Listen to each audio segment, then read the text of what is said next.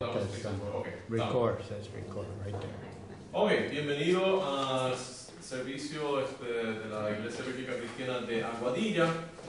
Este es el cuarto y último sermón sobre las ciudades de refugio. Hoy vamos a especular un poco. Vamos a tirarnos a una aventura bíblica, pero voy a tratar de apoyar todo lo que estoy diciendo con versículos de la Biblia, pero estoy seguro que mucho de lo que voy a decir aquí probablemente no lo han dicho muchas personas antes, pero quiero empezar con un pequeño repaso. Recuérdense lo que habíamos aprendido acerca de las ciudades de refugio, ¿verdad? En nuestros sermones vimos uno que Dios odia la violencia, vimos que Dios tiene un gran respeto por la imagen de Dios que puso dentro de las personas. Dios odia cuando hacemos violencia contra esa imagen, impone consecuencias severas sobre aquellos que hacen tal violencia. Las ciudades de refugio, para repasar, ¿qué eran las ciudades de refugio? ¿Se recuerdan? Las ciudades que dio refugio a las personas que han matado a alguien, pero no, ¿cómo se dice? Sin propósito. Exacto, no lo hicieron a propósito, ¿verdad? Lo hicieron quizás por negligencia.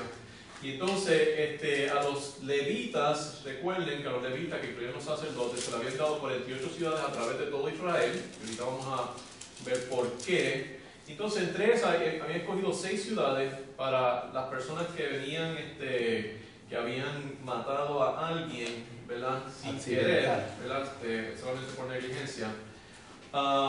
Y estaban siendo perseguidos a punto de la muerte. Esas personas podían conseguir refugio ahí. Eran indirectamente responsables por la muerte de alguien, pero no lo hicieron a propósito.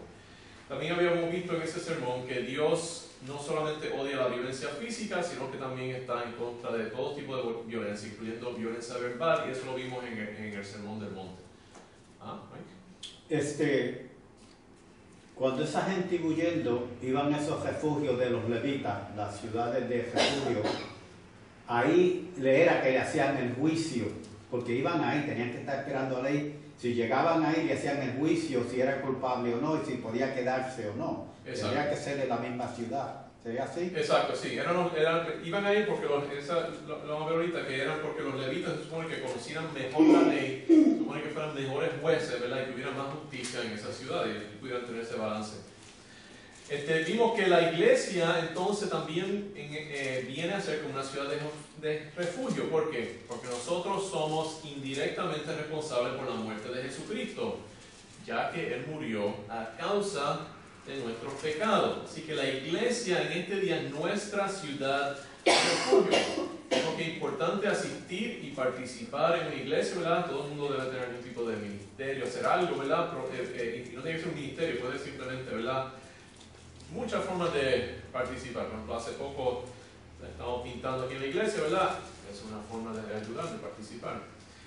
Vimos que la iglesia tiene un orden, una estructura de gobierno y que debe tener una relación saludable con otras iglesias, ¿verdad? Y eso es algo que vamos a tratar de hacer a medida que vaya pasando el tiempo.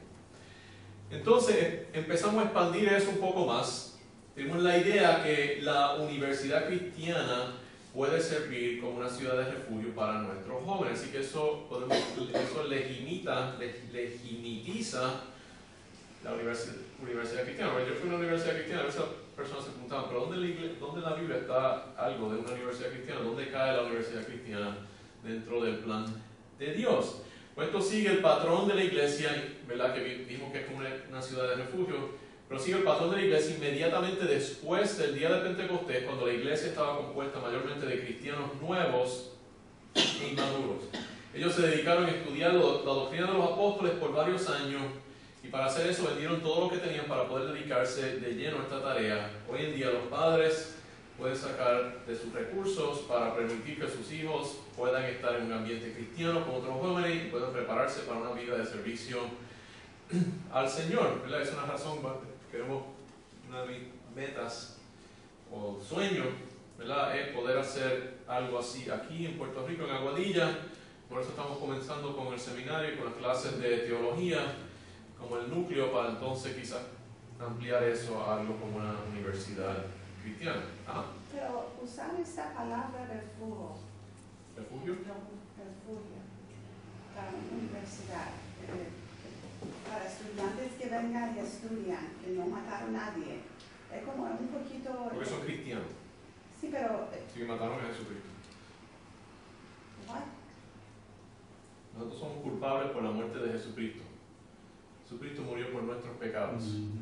Ese término sí se puede Sí. yo creo que usar.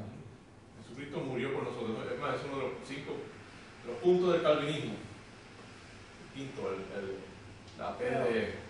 Pero, so we were not, because that city is for people who killed someone, but they didn't mean to kill someone. Right, we didn't mean to kill Christ. But we But, killed him but our through our sins. sins, yeah, but our sins, Yeah, our sins were voluntary, we did it. Y la persona que mata a alguien sin querer tomó la decisión y la acción de meter ese cantazo, ¿verdad? Que resultó en la muerte. Él hizo esa decisión, ¿verdad? Así que por eso es que culpa se recae sobre Mike. I think I can answer her. Nosotros no pecamos directamente en propósito, pero pecamos. Y como pecamos, estábamos condenados, condemned just like they, a muerte. Exacto. Entonces, nosotros cogimos refugio en la sangre de Cristo y en la iglesia. Porque si nosotros no aceptamos a Cristo, nosotros somos criminales, si no nos refugiamos, vamos a ser condenados como quiera. Exacto, porque entonces Vamos a matamos a morir Cristo a propósito. eternamente. pero no para decir que una universidad es un refugio. Sí, porque está lleno de cristianos. Si es cristiano, si es Pero, cristiano. No es la universidad, universidad y la universidad cristiana, no Ok, la cristiana, universidad. ¿cuál es la diferencia entre universidad cristiana y iglesia? En la universidad cristiana los jóvenes están ahí todos los días a la clase, están tomando clases, a veces en la que yo fui, los jóvenes viven allí, o sea que eso es como una ciudad, y viven allí, están en los dormitorios, tienen comedores, o sea, es un immersive experience, ¿ves? Están ahí todo el tiempo. Y la cosa es que un refugio, ¿verdad? Porque de otra forma van a estar expuestos a, ¿cómo se llama? Pues a los ataques que van a recibir en otras universidades, ¿verdad? Y aquí en Puerto Rico, gracias a Dios, que esos ataques no son tan fuertes. Pero en los Estados Unidos eso viene encima de la gente con una ferocidad que eso es algo increíble, sí. Eso es bien fuerte. Así que, ¿verdad? La Universidad Cristiana forma como un refugio, ¿verdad? Donde idealmente pues podrían los jóvenes cristianos refugiarse ahí, crecer un poco, ¿verdad? Crecer más, porque están dando clases y están estudiando cosas de la Biblia y están estudiando las cosas seculares en un contexto cristiano, porque todo lo que se estudia en universidad, lo que estamos estudiando es la creación de Dios y eso estamos estudiando la revelación general de Dios, que es la clase que estamos dando en el seminario. Para poder mejor estudiar la revelación general, ¿verdad? Que se encuentra en la creación de la naturaleza, idealmente se debería hacer un contexto cristiano, ¿verdad? No siempre se puede hacer, pero sería mejor si se pudiera hacer. ¿Okay? Así que yo pienso que eso es, ¿verdad? Si es posible, que es una buena meta, y si pudiéramos hacer algo así aquí, yo creo que eso también sería una buena meta, ¿verdad? Porque no que siempre lo mejor es mejor, ¿verdad? Aunque se está haciendo sea bueno, ¿verdad? Y en la iglesia que hemos estado, yo creo que preparamos a nuestros jóvenes para poder estar en las universidades seculares, y en Puerto Rico pues hay mucho más, hay una tradición cristiana más fuerte, pero, ¿verdad? Si se puede desarrollar algo, ¿verdad? Para los jóvenes que vienen de camino, idealmente sería, yo creo que una buena meta. Así que por eso estamos empezando con el seminario, ¿verdad? Entonces de ahí, porque lo más importante es tener gente que pueda enseñar la Biblia, preparar a esas personas y entonces ir expandiendo ¿verdad? A medida que Dios bendiga y sea posible algo un poco más grande. ¿Okay? Pero ahora voy a expandir esto un poco más. ¿Okay? Quiero basarlo en quiero hacer una pregunta. ¿Okay? Si un país o una ciudad tiene muchos cristianos, debe ser distinta esa ciudad o ese país a un país o una ciudad que tiene pocos cristianos. ¿Y en qué forma debe ser distinta? Así que esa es la pregunta que vamos a hacer. Si usted va a un sitio y ve que hay muchas iglesias, ¿esperaría usted que la gente, ¿verdad?, que esa ciudad fuera distinta a una ciudad donde no hay casi ninguna iglesia? Esperaría que hubiera algo distinto. ¿Y cómo debe ser distinto? Así que vamos a ver algunas cosas para tratar de contestar esa pregunta. Y simplemente vamos a, ¿verdad? Es una pregunta que estoy seguro que tiene muchos puntos de vista, pero voy a abordarla porque creo que es una pregunta importante. Vamos primero a ver el ejemplo que tenemos en esta ciudad de refugio. Como estamos diciendo, la ciudad de refugio en el Antiguo Testamento era una ciudad en todos los sentidos de la palabra. Y era interesante que las escogieron entre las ciudades de los sacerdotes y de los otros levitas, ¿verdad? Los sacerdotes eran entre los levitas. En contraste con las otras tribus de Israel, la tribu de Leví no recibió grandes territorios como las otras tribus, sino que fue asignada distintas ciudades regadas a través de Israel. Así que recibieron mucha menos tierra, pero sí recibían el diezmo de todas las otras personas de Israel. Se supone que ellos trajeran el diezmo a la ciudad de refugio más cerca, o a la ciudad levítica más cerca, y dieran eso a los levitas para que ellos pudieran vivir en parte de eso. Ahora, interesante, ¿verdad?, que aun cuando estaban regados, ellos estaban unidos, todavía era una sola tribu, que lo unía el hecho de que tenían que venir al templo a servir, ¿verdad? Así que eran personas, ¿verdad?, que aunque estaban en sus propias ciudades, se unían en el servicio que estaba en el templo, ¿verdad? Eso los mantenía como unidas. Ahora la pregunta es, ¿verdad?, ¿por qué Dios hizo esto? ¿Verdad? Dios siempre tiene una razón en las cosas que hace, y una manera de uno estudiar la Biblia, ¿verdad?, y una manera de estudiar la ciencia también. La creación es siempre preguntarse ¿por qué es esto así? ¿Verdad? Y yo creo que por eso, por ejemplo, un cristiano puede ser un mejor científico, porque cuando él ve algo en la naturaleza, él ve algo en, por ejemplo, un organismo vivo, va a decir ¿por qué Dios lo diseñó de esta forma? Mientras el que no cree que Dios lo diseñó va a decir eso fue un accidente de la historia, una mutación que ocurrió por allá. No, pero no se hace la pregunta ¿por qué Dios hizo las cosas como lo que hizo? Y esta también tiene una pregunta: ¿por qué Dios regó los levitas entre todas las tribus de Israel? ¿Por qué no les dio un territorio como todos los otros? ¿Por qué? ¿Qué ustedes creen? ¿Por qué será eso? ¿Mike? Porque él quería que hubieran jueces y gente que conocían la ley y la seguían sobre a Dios, y así los metió en cada ciudad para que la ciudad no se fuera, como se dice, se escandalizara y se fuera por otros lados, a otros dioses, a hacer otras cosas, porque los levitas estaban ahí para prevenir eso, que tuvieran un control, como hay una estación de policía aquí y están las iglesias, la misma cosa. Ok, muy bien, eso es una muy buena contestación. Sí, que Dios los puso, ¿verdad? No estaban en todas las ciudades, pero los puso en estas 48 ciudades, regadas a través de todo Israel, para que, ¿verdad?, en todos sitios estuvieran relativamente cerca de una de estas ciudades, porque la tarea de los levitas, en el Deuteronomio 33:10, dice: ellos enseñarán tus juicios a Jacob y tu ley a Israel, pondrán el incienso delante de ti y el holocausto sobre tu altar. La tarea de los levitas es enseñar la ley de Dios y servir en el templo. Se supone que fueran un ejemplo de justicia, ¿verdad?, que sus ciudades fueran un ejemplo de justicia, porque se supone que fueran expertos en la ley. Por lo tanto, yo pienso que estas ciudades se supone que fueran ciudades ejemplares, un ejemplo de lo que debería ser una ciudad en Israel.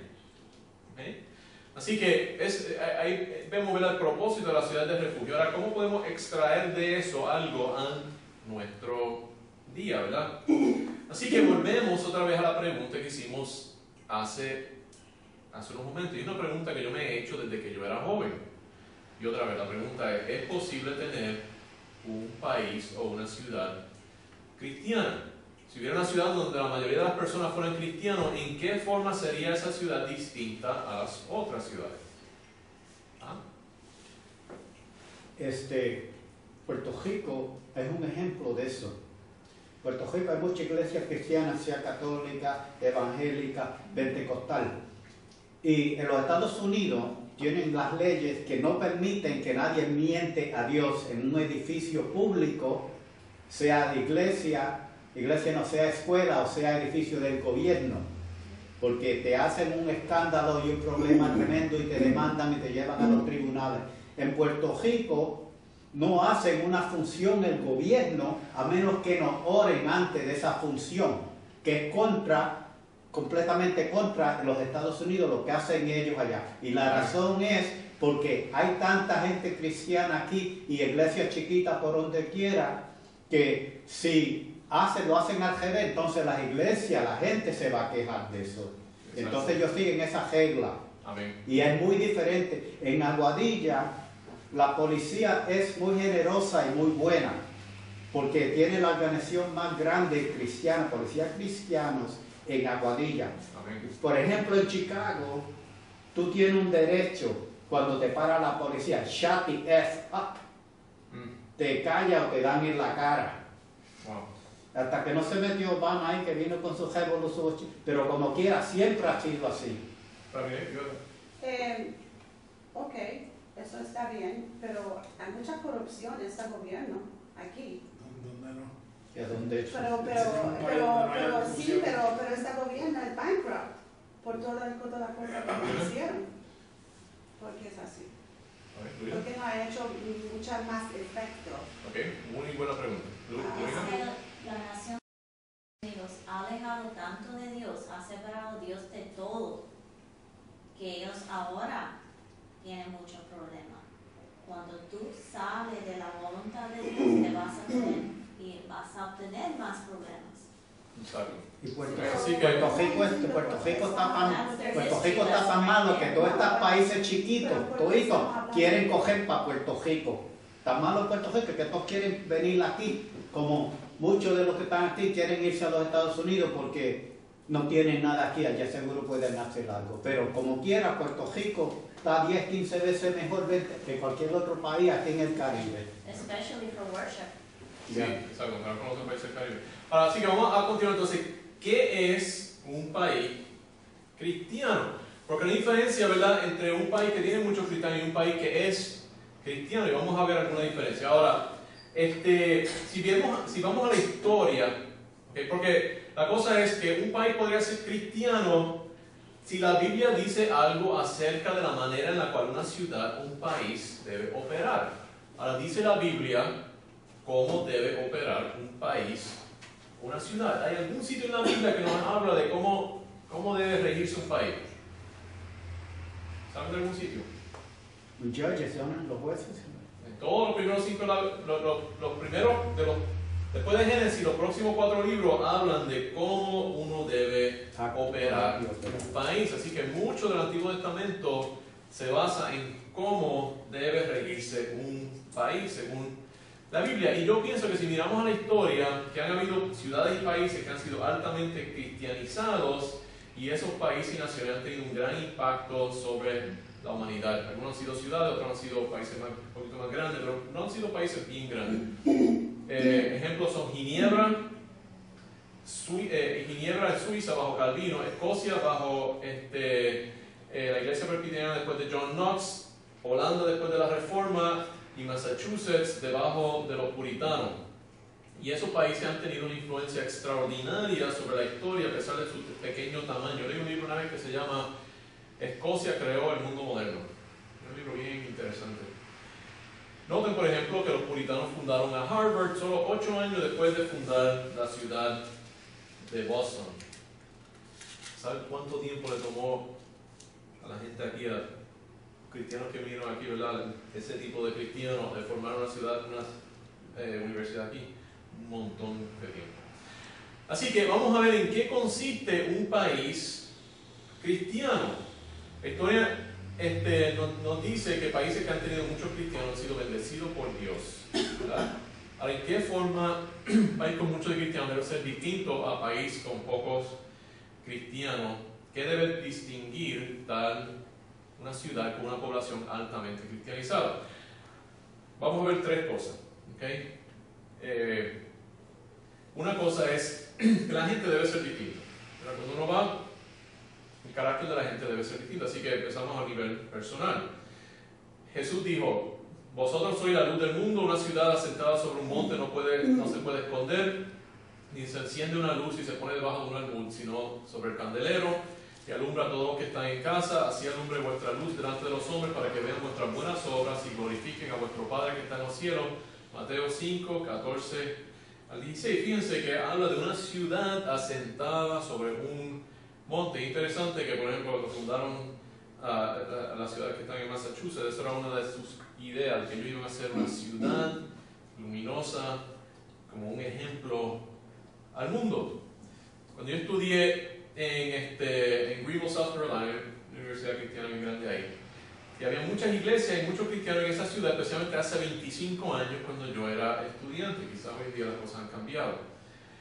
Y yo me recuerdo que después de eso, cuando estaba estudiando medicina en otros lugares, yo estaba suscrito a un magazine de política, y esto era varios años después, y había un judío que estaba contando su experiencia a ir a esa ciudad a dar un discurso.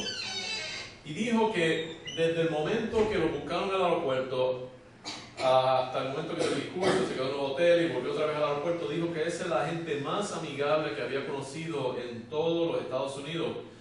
Y era un judío y había estado por todas partes del mundo. Y yo dije, wow, qué interesante, ¿verdad? Así que aún esta persona, que no era cristiana, cuando fue a una ciudad que estaba altamente cristianizada, había notado una diferencia. Así que una ciudad que tiene muchos cristianos debería ser una luz al mundo. Mike. Aquí en Puerto Rico los americanos dicen lo mismo, que es la gente más amistosa, más amigable, más dulce. Y dicen que quieren venir para acá de nuevo, quieren visitar de nuevo, otros dicen que quieren quedarse. Exacto, amén, sí, yo he tenido esa misma experiencia con personas.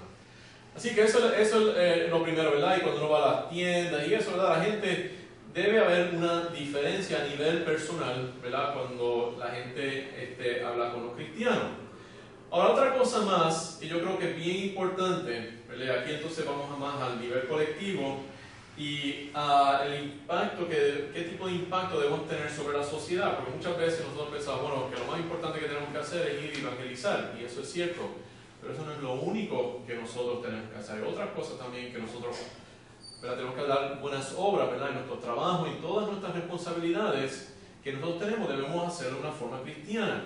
Y yo creo que las leyes en una ciudad cristiana o en un país cristiano también deben ser distintas. Hace unos años yo fui a Dubái, una ciudad en el Medio Oriente. Los edificios, la tecnología y aún el clima era parecido a muchos otros países, ¿verdad? Otros países donde yo he estado.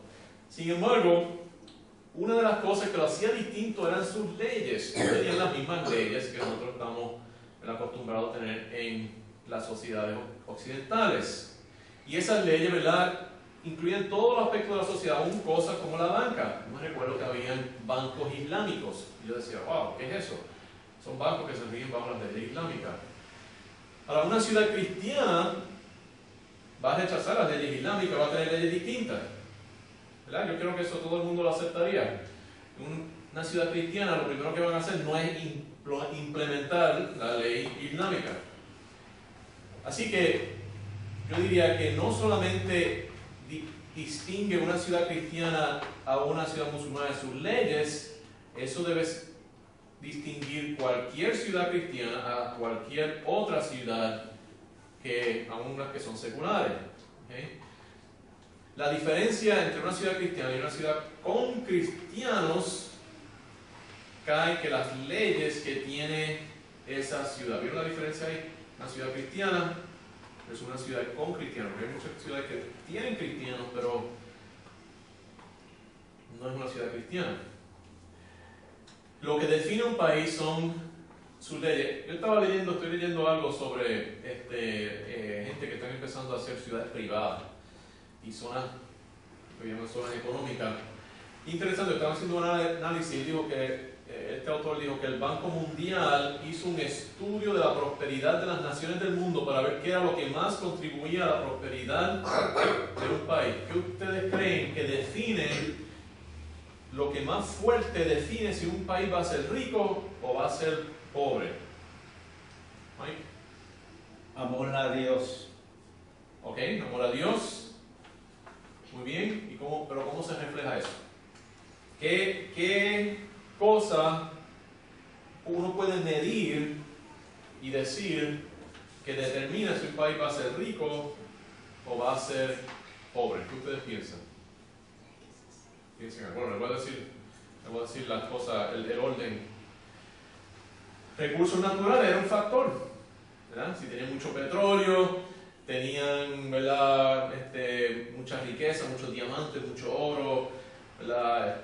Fincas bien fértiles. ¿Qué por ciento ustedes piensan que contribuía a los recursos naturales? 5%. Solamente 5%. Remesa extranjera, 5%. Infraestructura, es decir, cosas que tenían que estaban hechas ya, por ejemplo, eso incluía fábricas, aeropuertos, casas, generación eléctrica, plantas nucleares, todo ese tipo de cosas, contribuyeron 18%. La educación contribuía 28%. Pero las leyes contribuían un 44%. Yo me quedé bien asombrado. Lo que llaman el the rule of law. Así que tener buenas leyes y que la gente se someta a esas buenas leyes contribuye un 44% a la riqueza, a la prosperidad de un país. Así que eso es bien, bien importante, aún más importante que la educación. Eso es algo. Pero eso no hace sentido. Yo te ejemplo de Dubái. Dubái no recibe todo su dinero con las leyes que tiene allí. Dubái recibe todo su dinero por los petróleos, pero no es 5%. No, yo diría que todo el dinero de Dubái viene por el 5% de los recursos naturales. No. Dubái es un clásico ejemplo de esto mismo, porque Dubái lo que ellos decidieron hacer es, ellos no venden petróleo. Dubái usa el petróleo para generar electricidad y agua. Entonces dijeron, pues esa electricidad y esa agua, nosotros vamos a crear una ciudad que sea el centro de la banca de esa área y lo vamos a hacer teniendo leyes bien abiertas donde pueda venir mucha gente a invertir dinero extranjero en ese sitio. Así que la gran... Tú no puedes hacer eso sin petróleo. Eso es petróleo. Sí, pero ese es un... You can do all those things si no es con el petróleo. Sí, pero si las leyes no funcionan porque hay corrupción y coge para allá y coge para allá. Tú puedes tener petróleo y dinero. No, la ley pero no para la hace casa, nada. Bueno, necesitan los recursos naturales y infraestructura, pero que mucho de, si uno mira, o sea, lo que él y otra cosa es que ellos no saben cuánto petróleo ellos tienen. Ellos nunca lo publican, de verdad no es tanto el petróleo que ellos tienen, pero aún ahí, y es un ejemplo de un país que tiene mucho petróleo, ¿ves? Pero aún ahí yo diría que esas leyes le han contribuido grandemente a su prosperidad. Pero aún si hay los recursos naturales, estoy seguro que es más de un 5%.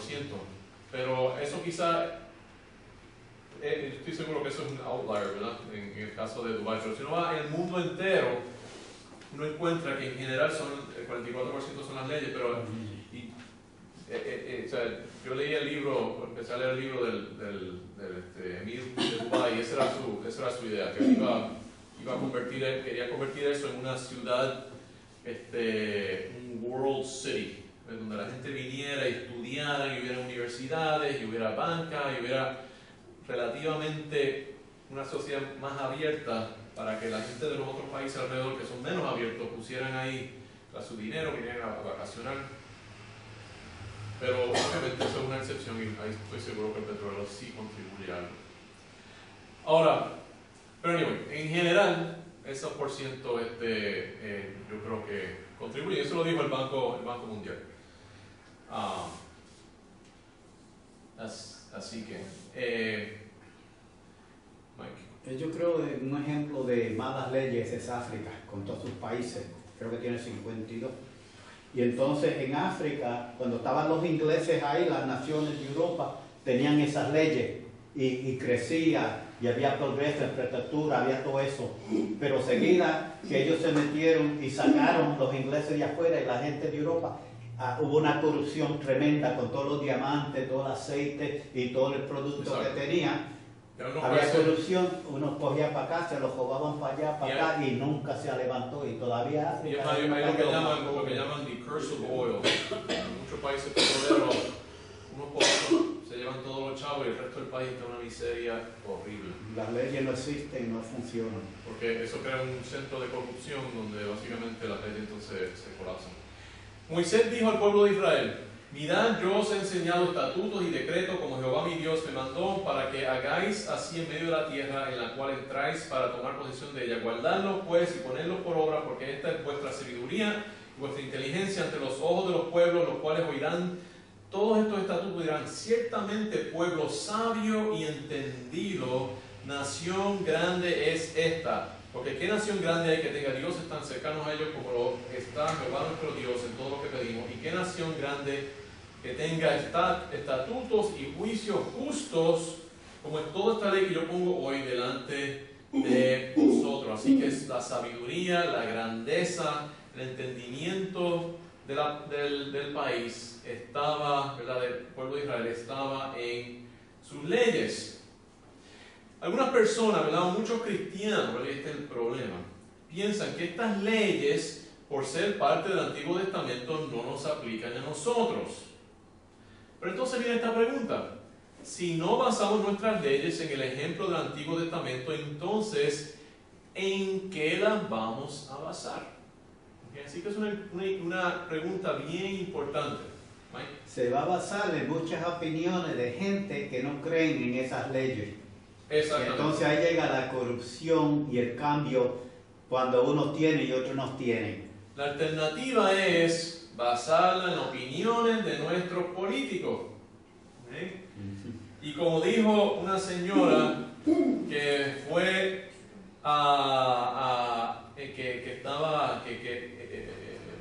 una señora que hacía experimentos con cruces de plantas, ¿verdad? Y las plantas tienen una parte masculina y una parte femenina. Y ella fue a explicarle, ¿verdad?, lo que estaban haciendo ese research aquí. Fue a la cámara, ¿verdad?, nuestra, ¿verdad?, ¿cómo se llama?, a nuestra La Casa Blanca. legislatura aquí en Puerto Rico, ¿verdad? Y entonces nuestra distinguida legislatura y empezó a hablar de plantas con partes masculinas y partes negativas, y la gente se puso a reír. Porque aparentemente lo que tienen tienen un nivel de educación de más o menos de escuela superior. Nunca habían oído que las plantas tenían parte positiva, que diga parte masculina y negativa. Así que vamos a entregarle, ¿verdad?, el hacer nuestras leyes a gente como esa. El sistema democrático es una competencia entre distintos intereses poderosos y distintos grupos dentro de nuestra población. Y las leyes que este sistema produce es un balance que beneficia a los intereses poderosos y esos grupos, dependiendo de cuánto poder ellos tienen. El proceso no necesariamente va a producir leyes justas. Yo pienso que es el deber del cristiano de tratar de que las leyes de su país se aproximen al patrón bíblico. Ahora, vamos a ver algunas cosas más acerca de las leyes. Me gustaría tratar de cubrir todo esto, a ver si lo hacemos rápido. Dios dio la ley del Antiguo Testamento después de librar a los israelitas de la esclavitud en Egipto. ¿Ahora qué estaban haciendo los hijos en Egipto? Trabajando para otros. Trabajando para otros, construyendo ciudades paganas. Esto nunca cambia. El diablo siempre trata de usar a los cristianos para financiar su sistema. No puede usar lo suyo para financiar su sistema, porque los hijos del diablo no son tan productivos como los hijos de Dios. Por ejemplo, en el país occidental, el gobierno impone impuestos sobre los cristianos, ¿verdad?, como parte de toda la población, para financiar su sistema de educación pública. ¿Y qué le enseña ese sistema de educación pública a nuestros hijos? ¿Verdad? Le enseñan, ¿verdad?, muchas cosas buenas, pero también le enseñan que el ser humano ha evolucionado de los animales, que el matrimonio homosexual es aceptable. Hay muchas otras cosas parecidas a esa. Nosotros pagamos para que otros destruyan la fe de nuestros hijos. eso es inaceptable y hay alternativas que producen un mejor sistema de educación y nosotros deberíamos estar envueltos en tratar de fomentar esas alternativas. Otro ejemplo es el sistema de mantenimiento, donde los cristianos pagan impuestos para subsidiar la vida destruida de aquellos que no les importa vivir según las reglas de Dios. Ahí también hay maneras de ayudar a los pobres, que no desincentiva el trabajo y que sigan el patrón bíblico. Y para verdad, aquellos que piensan que esto solo se discute en el Antiguo Testamento, el apóstol Pablo dijo, porque también cuando estamos con vosotros os ordenábamos esto, si alguno no quiere trabajar, tampoco coma, ¿verdad? Y está hablando de personas jóvenes que pueden trabajar, ¿verdad? Dice si alguno no quiere trabajar, no que no pueda trabajar. Que no pueda trabajar, pues se le ayuda. Así que las leyes de la Biblia preservan la libertad y permiten que nosotros tengamos la libertad para, ¿verdad?, poder adorar a Dios y presentar el Evangelio. Las leyes de la Biblia, próximo punto, las leyes de la Biblia son una herramienta evangelística. ¿Okay? Eso quiere decir que va a ser más fácil que gente sea salva en países con buenas leyes que en países con leyes que no son buenas. En Gálatas 3, 24-25 dice: de manera que la ley ha sido nuestro ayo para llevarnos a Cristo a fin de que fuésemos justificados por la fe, pero venida la fe ya no estamos bajo el ayo. Muchas veces nos enfocamos en que los cristianos no estamos bajo la ley, pero ¿qué de aquellos que no son salvos? Ellos sí están bajo la ley. Y para que vengan a Cristo tienen que estar expuestos a la ley verdadera. Recuérdense que esa ley no es para los cristianos, ¿verdad? Porque nosotros vamos a seguir la ley que Dios puso dentro de nuestros corazones. Pero es para los que no son cristianos, ¿verdad? Y siempre los cristianos, yo creo, van a ser la minoría. 1 Timoteo 1, 8 al 10 dice: pero sabemos que la ley es buena si uno la usa legítimamente, conociendo esto, que la ley no fue dada para el justo, sino para los transgresores y desobedientes, para los impíos, pecadores, etcétera, etcétera. A medida que nuestras leyes permiten comportamiento antibíblico, se hace más y más difícil convertir a las personas, ¿verdad? Porque quieren mantener ese comportamiento que no es cristiano. Y finalmente, 10 minutitos, quiero hablar quería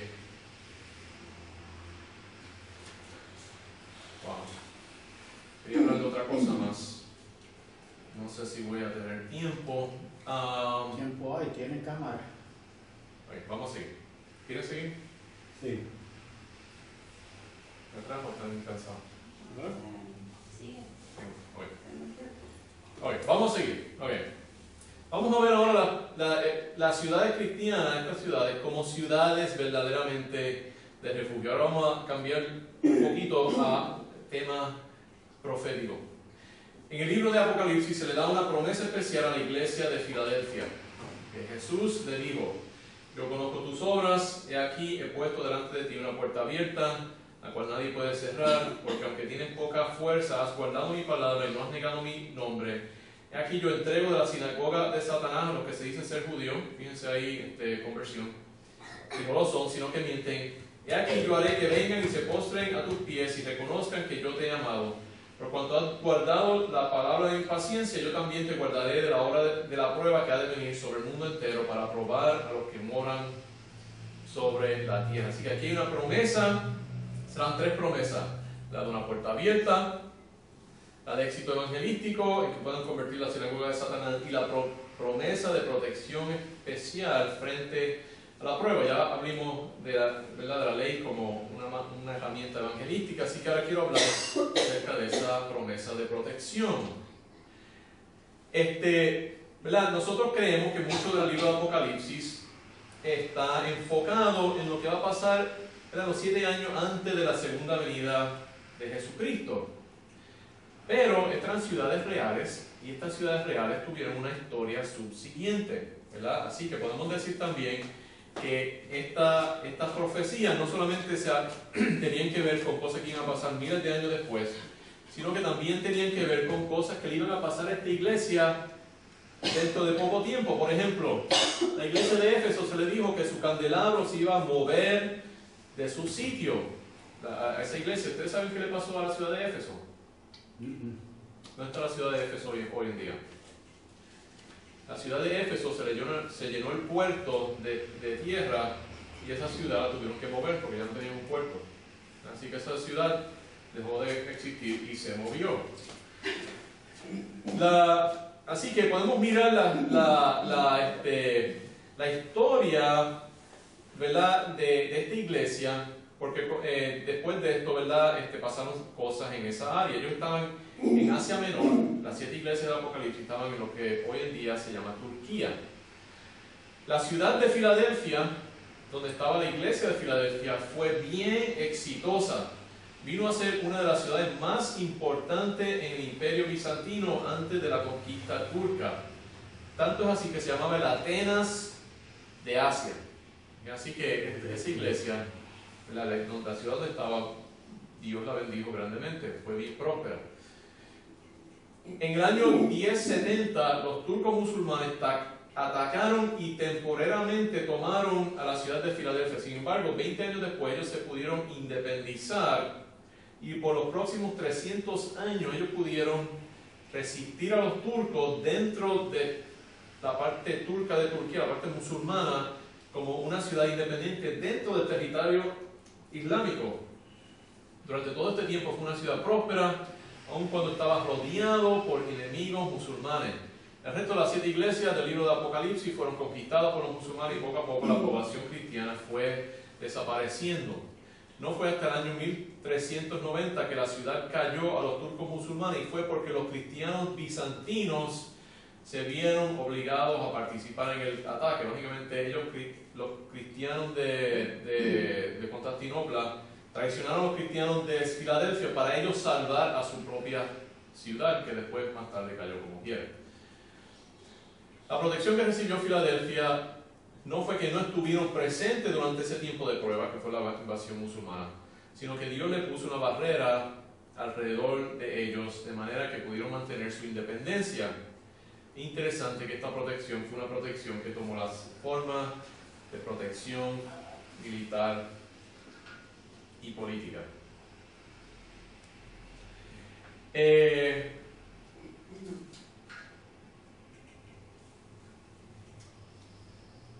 Voy a... Hay un versículo que les voy a dar y después yo creo que sería bueno en un futuro discutir esto, y es el tema de si cristianos van a estar durante ese tiempo de esos 7 años. Yo pienso que si quieren buscarlo en Mateo 24, 29 al 31 y 1 de Pedro 4 y otros pasajes nos indican que sí, que cristianos van a estar aquí durante ese tiempo y que el rapto viene al final de la tribulación. Y eso es un tema que toma varias horas a hablarla. Pero si fuera así, ¿verdad?, que cristianos van a estar durante el tiempo de la gran tribulación, yo pienso que durante ese periodo van a haber ciudades como la ciudad, siguiendo el ejemplo de la ciudad de Filadelfia, en algunas partes del mundo donde los cristianos van a poder refugiarse y van a poder resistir el poder del anticristo, ¿verdad? Mike? I think you're right. Debe ser así porque ningún soldado, a menos que no vaya a combate, no sabe si es valiente o es un soldado valoroso. Y por eso muchos, si se es al medio de la tribulación o al final, pero van a pasar por la tribulación los cristianos. No quiere decir que no va a venir la raptura, pero se van a quedar muchos y van a pasar por eso, a ver cuáles son los fuertes. Exacto, le voy a leer rapidito. Eso dice: inmediatamente después de la tribulación de aquellos días, el sol se oscurecerá y la luna no dará su resplandor, etcétera, etcétera. Dice: y enviará a sus ángeles con gran voz de trompeta y juntarán a sus escogidos de los 4 vientos de un extremo del cielo hasta ahora. Va a enviar a sus ángeles a recoger sus escogidos después de la gran tribulación, de la tribulación de aquellos días. Primera de Pedro dice exactamente lo que está diciendo Mike. Dice: amados, no os sorprendáis del fuego de prueba que os ha sobrevenido. Y esa palabra, si no la mira bien, dice que viene. No es que ha venido ya, sino que está por venir. Como si alguna cosa extraña no aconteciese, sino gozaos por cuanto sois partícipes de los padecimientos de Jesucristo, para que también en la revelación de su gloria os gocéis con gran alegría. Porque, entonces, un poquito más adelante dice, porque es tiempo de que el juicio comience por la casa de Dios. Sí, que los primeros que van a ser juzgados son los cristianos. Y después dice, si primero comienza por nosotros, ¿cuál será el fin de aquellos que no obedecen el Evangelio de Dios? Así que la gran tribulación, la persecución de los incrédulos sobre los cristianos. Entonces Dios va a castigar al mundo por eso que ellos hicieron, ¿verdad? Así que, ya básicamente podemos, ¿verdad?, terminar. Desde hace muchos años yo he estado fascinado por esta idea de las ciudades levíticas y las ciudades de refugio. Vimos que la iglesia es una ciudad de refugio para los cristianos, vimos que la universidad cristiana puede ser un refugio para nuestros jóvenes, y creo que es posible crear pequeños países altamente cristianizados que puedan ser un ejemplo al mundo, ¿verdad? Eso incluye países como Puerto Rico, que puedan ser una fuente de prosperidad y que puedan ser un refugio contra el gobierno del anticristo en sus manifestaciones actuales y futuras. Y ha sido mi meta de vida hacer lo posible por fundar estos 3 tipos de ciudades de refugio, ¿verdad? Y la cosa es que tenemos que, yo pienso, estoy bastante seguro, ¿verdad?, que nosotros vamos a conocer la generación que va a estar viva cuando venga Jesucristo. Yo creo que eso ya se está acercando bastante, ¿verdad? Y nosotros debemos tener eso en mente, ¿verdad? Y prepararnos para eso y hacer, ¿verdad? Y de verdad hacer un esfuerzo por hacer estas cosas, ¿verdad? Por evangelizar, crear, ¿verdad?, iglesias, crear instituciones cristianas y transformar nuestra sociedad, ¿verdad?, y cristianizarla de arriba abajo. Eso incluye el media, ¿verdad?, de tantas maneras que nosotros podemos tener un impacto sobre nuestra sociedad, ¿verdad? Porque si hacemos eso, yo creo que nuestros descendientes van a librarse de muchos y grandes problemas, ¿verdad? La gente no quiso hacer muchas veces por prepararse del huracán, porque no sabían lo que eso envolvía, ¿verdad? Mucha gente sabían que íbamos a pasar por esto, se hubieran preparado mucho mejor. Y quizás hubieran tumbado todos esos árboles que estaban, ¿verdad?, enredados en los postes eléctricos y las preparaciones hubieran sido mucho mejor. Así que nosotros, ¿verdad?, también tenemos que prepararnos. Mike. Pero María, hay que verlo de una manera positiva, por la razón que cuando viene un huracán hay tantos profetas, dicen va a pasar esto, pasa así, va a pasar así, pero nadie profetizó sobre María. Por la razón que cuando Dios tiene escogido un país para Él busca la manera y Él elimina los débiles. ¿Y qué pasó cuando pasó María? Mucha gente débil se fue, que no tenían fe, no creían en Dios o que tenían poquita fe. Iglesias se supone que estaban bien paradas y esto, se fueron y abandonaron las iglesias, pues yo conozco algunas. Entonces todo el débil se fue limpiando, casi 1 millón de personas se fueron de Puerto Rico. Un montón se fueron de Puerto Rico, ¿verdad? Y muchos fueron porque no estaban preparados, ¿verdad? Pero la cosa es que el proceso de preparación nos trae bendición actual, no solamente que vamos a prepararnos para algo que quizás nunca vamos a experimentar, pero ese proceso de estar preparados también nos prepara los pequeños problemitas que ocurren, ¿verdad? Y nos traen bendición y prosperidad. Más de todo nos da fe. No podemos judge people because, you know why? Because God works in everybody's life differently. So you cannot say those people who left Puerto Rico, they didn't whatever. Okay, that is your responsibility with God. I'm not saying okay, those so people. Let's not judge people and say they left or this and that. Everybody has a personal responsibility, and God has a personal purpose for everybody's life. There's nobody here to judge because they're gone. Okay, That's what we're doing right now. Okay, let's no, that's not what we're doing right now. So let's just stay with the. What I'm saying is that a lot of people were not prepared. I understand. A lot of people weren't. Okay.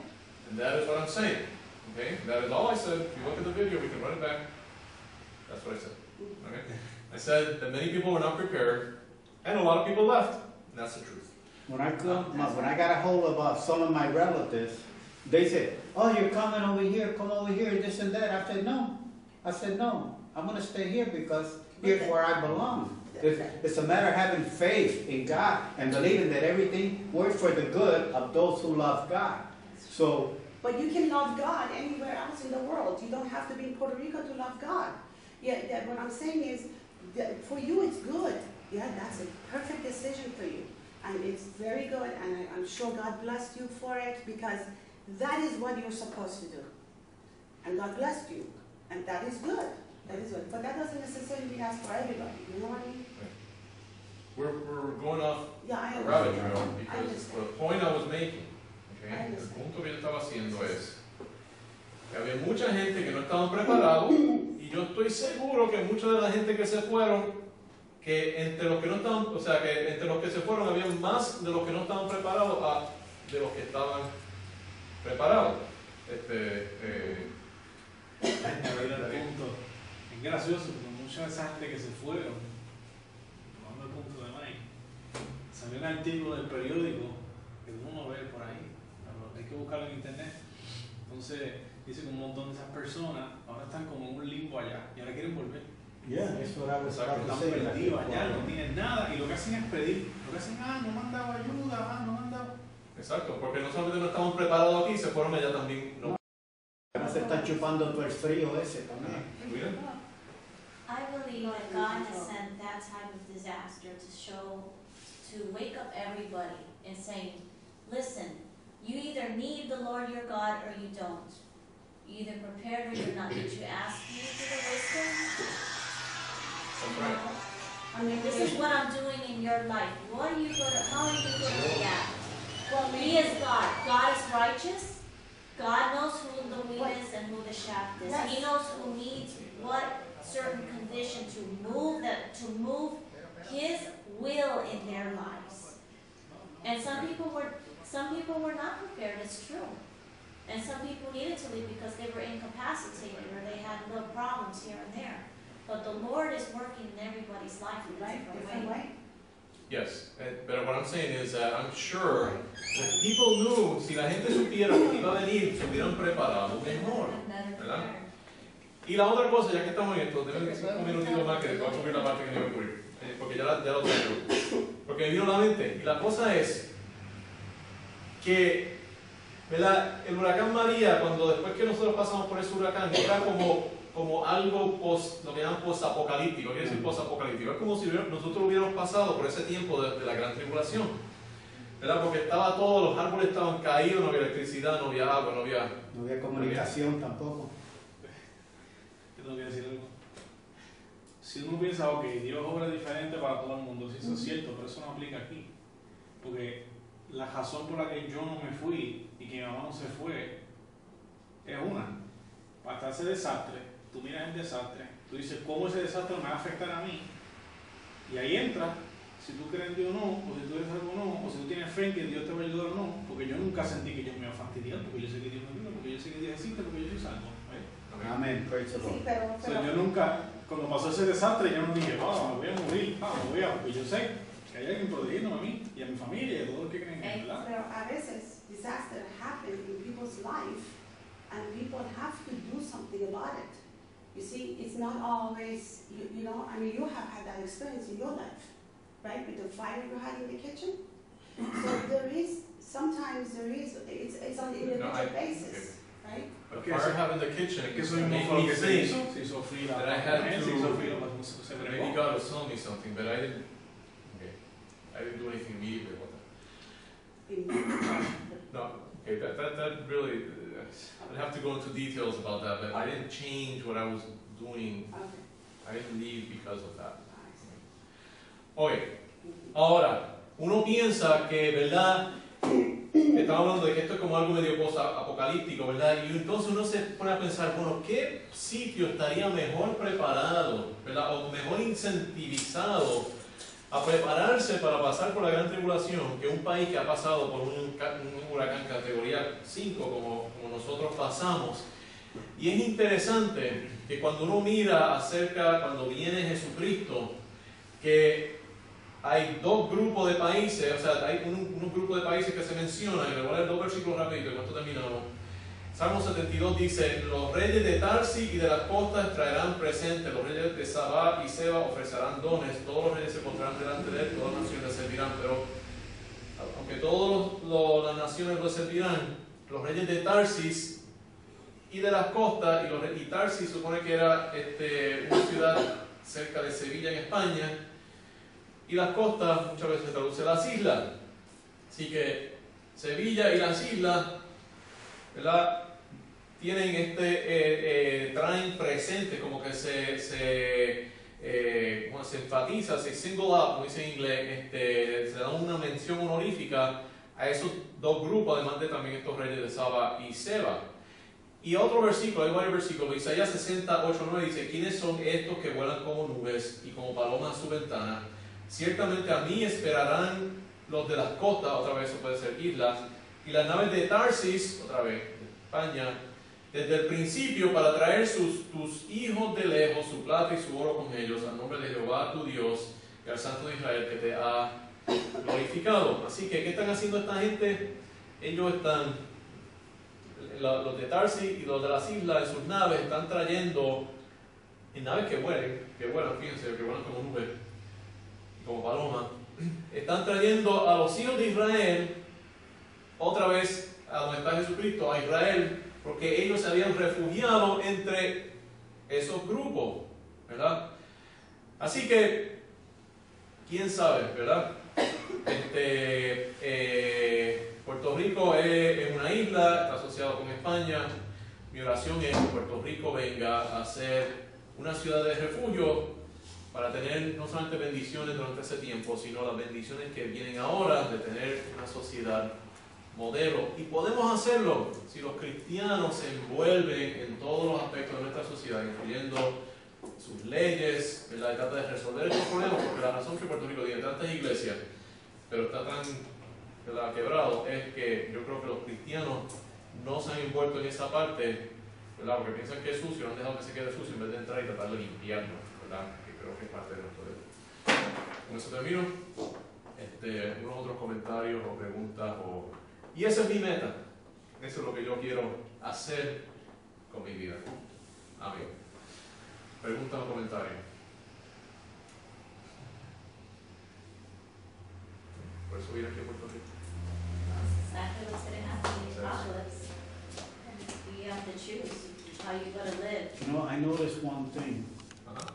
I noticed one thing that after the storm